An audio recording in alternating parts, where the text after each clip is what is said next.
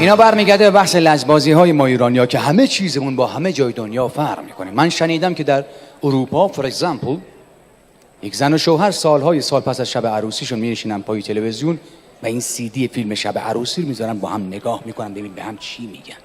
فیلم تا پخش میشه زن احساساتی میشه، شروع میکنه صحبت کردن. این صحنه رو یادته؟